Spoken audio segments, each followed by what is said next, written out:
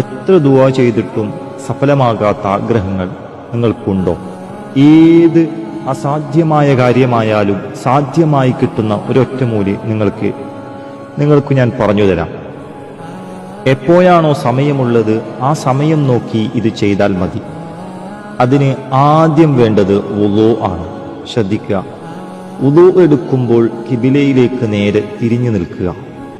വുളൂ എടുത്തതിന് ശേഷം യാസീൻ ഒരു തവണ ഓതുക. നിന്റെ ആഗ്രഹങ്ങളൊക്കെ ആവശ്യങ്ങളൊക്കെ എല്ലാം മുൻനിർത്തി ആവണം അത് ഓതേണ്ടത്. യാസീൻ ഓതിക്കഴിഞ്ഞതിന് ശേഷം ഒരു 11 പ്രാവശ്യം നിങ്ങൾക്കറിയാവുന്ന സ്വലാത്ത് 11 പ്രാവശ്യം ചൊല്ലുക. എന്നിട്ട് ശേഷം അല്ലാഹു റബ്ബി ലാ ശരീക ലഹു എന്ന് പറയുക.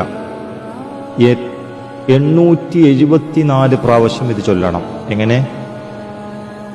അല്ലാഹു റബ്ബി ലാ ശരീക ലഹു 874 പ്രാവശ്യം ചൊല്ലുക. അവസാനം ഒരു 11 സ്വലാത്ത് ചൊല്ലുക.